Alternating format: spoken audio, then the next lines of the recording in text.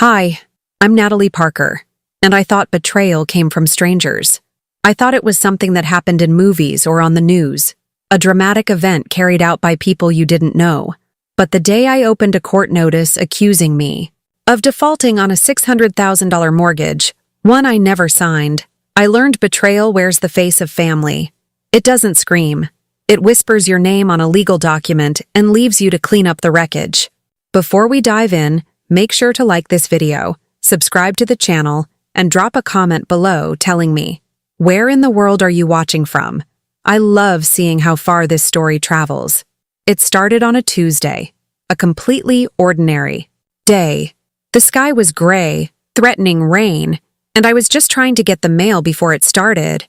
I remember the feel of the cold metal mailbox on my fingertips. Inside, among the usual junk mail and a postcard from a friend, was a thick, heavy envelope. It had no return address, just a formal stamp and my name and address printed in a severe official-looking font. It felt important. It felt heavy with bad news. I took it inside, setting it on my small kitchen counter. For a moment, I just stared at it. Part of me wanted to throw it away, to pretend I never saw it. But curiosity, or maybe dread, won out. I tore it open. The words inside were dense and full of legal terms I didn't understand, but certain phrases jumped out at me, bold and terrifying. Notice of foreclosure proceedings. Failure to meet payment obligations. And then, the number. $600,000. My mind couldn't process it. It was a mistake. It had to be a mistake. I lived in a small, rented apartment. I drove a 10-year-old car. The most significant loan I'd ever taken out was for my community college, tuition, and I'd paid that off 2 years ago. Then I saw my name, Natalie Parker, listed as the primary borrower. My knees went weak. I had to grab the edge of the counter to keep from falling. My breath came in short, sharp gasps. My world, which had been so simple and stable just a minute ago, suddenly felt like it was tilting on its axis. $600,000. The number echoed in the silent apartment, a monstrous figure that had nothing to do with me. Yet there it was, tied to my name. It was like being accused of a crime you didn't even know existed. The next morning, I was at the bank before the doors, even opened. My hands were shaking so badly I could barely hold my coffee. The notice was crumpled in my purse, a piece of paper that felt like it weighed 1,000 pounds. I walked up to the first available teller and tried to keep my voice steady. I need to speak to someone about a loan, I said. A loan I never applied for. I was led to a small glass-walled office. A loan officer named Mr. Henderson, a man with a kind but professional face, listened patiently as I explained the situation. I handed him the notice. He typed my name into his computer, his brow furrowing as he read the screen. "Yes, Ms. Parker. The mortgage is right here," he said, turning the monitor toward me. "It was approved 6 months ago." "That's impossible," I said, my voice rising. "I haven't applied for any loans. I haven't even been in this bank in over a year." He clicked a few more times and pulled up a file. He slid a stack of papers across the desk. "This is the application package," he said gently. "The signature is on the final page." I looked down at the document. There was all my information, my full name, my address, my date of birth, and my social security number. Everything was correct. And at the bottom, in neat cursive, was a signature. Natalie Parker. It looked like my signature. It looked so much like mine, but it wasn't. There was something slightly off about the loop of the N, the way the R connected to the K. It was a careful, deliberate copy, but it felt dead on the page. It wasn't mine. "That's not my handwriting," I whispered, tracing the forged name with my finger. "Someone faked this." Mr. Henderson gave me a sympathetic look, the kind people give you when they think you're either lying or crazy. "Ms. Parker, all the information was verified. From our perspective, this is a legally binding document. The payments have been missed for 3 consecutive months. The bank has to initiate foreclosure proceedings." I left the bank feeling numb. The world outside seemed too bright, too loud. It felt like I was walking through a nightmare. That evening, the phone calls started. Debt collectors. Their voices were harsh, demanding. And they didn't care that I was confused and scared. To them, I wasn't a person. I was a name on a list, a debtor who owed them money. They threatened to garnish my wages, to seize my assets. What assets? I wanted to scream. My used car? My small savings account that I had worked so hard to build? I couldn't sleep. I couldn't eat. My life became a cycle of fear and confusion. Who would do this? Who could have gotten all my information? The questions circled in my mind. A vulture, waiting to land on a truth I wasn't ready to face. The answer began to dawn on me slowly, a cold, sickening light spreading through the darkness. The property address on the foreclosure notice. It sounded vaguely familiar. I typed it into a search engine. The images that popped up were of a new, modern-looking house in a suburb I'd never been to. An investment property. The phrase hit me like a physical blow. My father. A few months ago, at a family dinner, he had been bragging about his new real estate venture. A smart investment, he'd called it. A way to secure the family's future. He had a way of saying, the family, that really just meant him and my mother and maybe my sister Claire. I was always an afterthought. I didn't want to believe it. It couldn't be him. A father wouldn't do that to his daughter. It had to be a coincidence. But the knot in my stomach told me otherwise. I needed proof. I called the bank back, and after hours of being transferred and put on hold, I managed to get a full digital copy of the loan application emailed to me. I opened the file with trembling hands.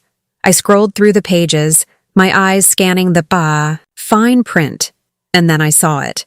A supporting document, a pay stub, listed my old part-time job from college, a job my dad had helped me get. He knew where I worked. He knew my social security number. It was on the financial aid forms he'd filled out for me years ago. He had everything he needed. He had the keys to my entire life, and he had used them to lock me in a cage of debt. The ECR betrayal was so absolute, so profound, it felt like it stopped my heart. This wasn't a stranger. This was my dad. The man who was supposed to protect me had just thrown me to the wolves to save himself. I drove to my parents' house in a blind rage. The anger was a hot, solid thing in my chest, the only thing holding me together. I didn't knock. I used my old key and walked right in. My mother and father were in the living room watching television. They looked up, surprised to see me. "Natalie, what a surprise," my mother started to say, but I cut her off. I threw the printed loan application on the coffee table in front of them. It landed with a soft thud that echoed in the silent room. "What is this?" I asked, my voice shaking with a fury I had never felt before. My father picked it up. He glanced at it, his expression unreadable.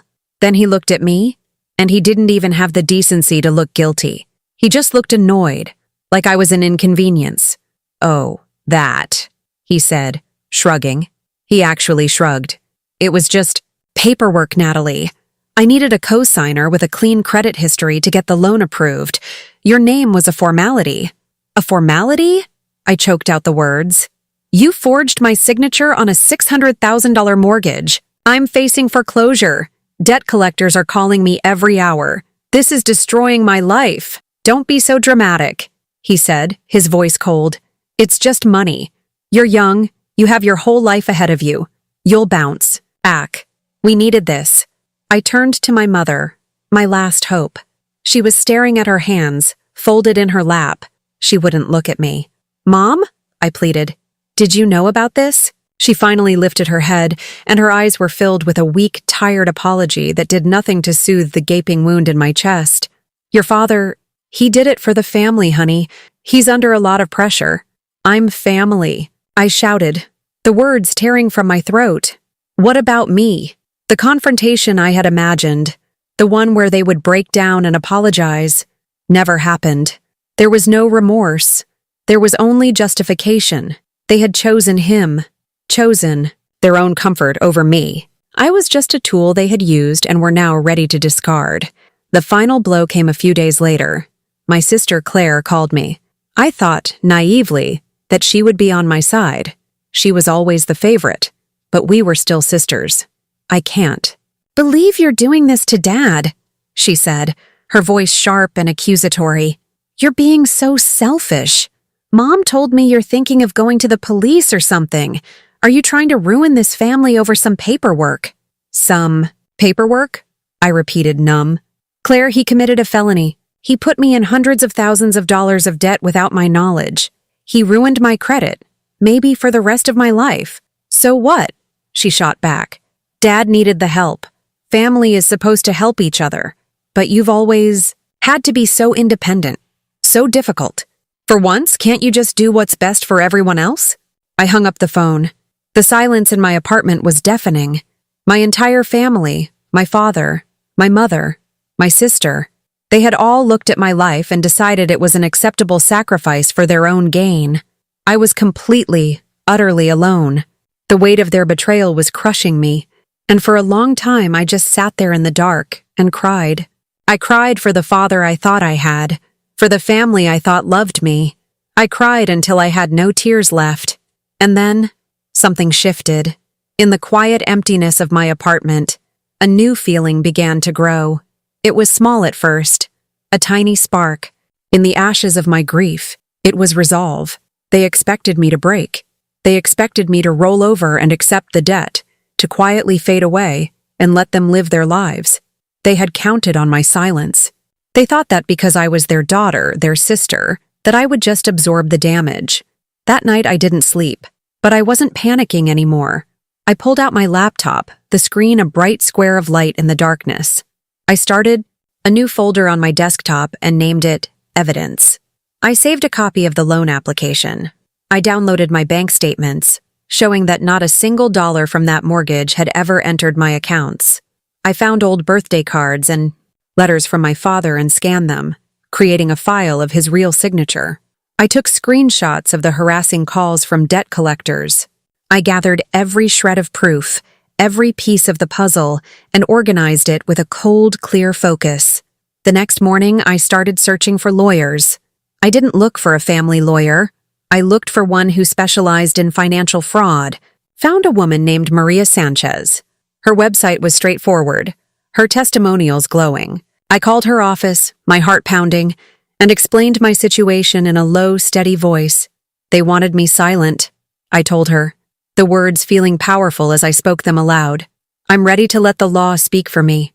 The legal battle was long and draining. It was months of paperwork, meetings, and fear. My father hired a team of expensive lawyers who tried every trick in the book. They tried to paint me as a liar, as a bitter daughter who had agreed to the loan and then changed her mind. They suggested I was mentally unstable. They brought up every mistake I'd ever made, twisting my past into a weapon to use against me.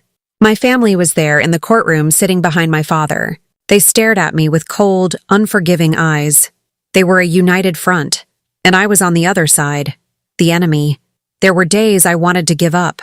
The stress was immense, and the pain of seeing my family look at me with such hatred was almost unbearable. But then I would look at my lawyer, Maria, who stood by me with unwavering strength, and I would remember why I was doing this. This wasn't just about the money. It was about my name, my identity, my future. He had tried to steal it, and I was going to take it back. The turning point came when the handwriting experts took the stand. Maria had hired the best in the field. One by one, they presented their findings on large screens for the whole court to see. They showed my real signature next to the forged one. They pointed out the subtle differences in pressure, the hesitation in the strokes, the microscopic signs of a signature that was drawn, not written. The forgery, they concluded, was undeniable. My father's face was pale. His lawyers whispered furiously to him. In that moment, I could see the cracks in his arrogant facade. He had been so sure he could control this, that he could bully his way out of it just like he had bullied me my whole life. But in a courtroom, his power meant nothing. The only thing that mattered was the truth. Finally, it was the judge's turn to speak. He looked down from his bench, his eyes fixed on my father. "You seem to believe," the judge said, his voice ringing with authority, "that family is a license to commit fraud, that love is an excuse for theft. You are mistaken." He ruled, completely in my favor. The court declared that I had no liability for the $600,000 mortgage. My name was to be cleared from all associated debts. And then, he delivered the final, devastating blow. He was referring the case to the district attorney's office to open a criminal fraud investigation against my father.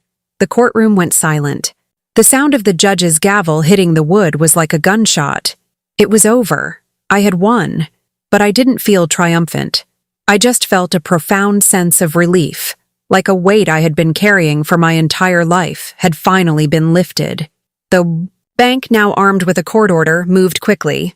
They seized my father's assets to cover the defaulted loan, including the precious investment property he had sacrificed me for. His carefully constructed world began to crumble. Relatives who had once called me selfish and dramatic now called me to whisper about his disgrace, about the whispers of criminal charges. I didn't take their calls. Their opinions were meaningless to me now. I didn't celebrate. I didn't gloat. I simply walked out of the courthouse, stood on the steps, and took a deep breath of clean, free air. My shoulders, which had been hunched with stress for so long, finally straightened.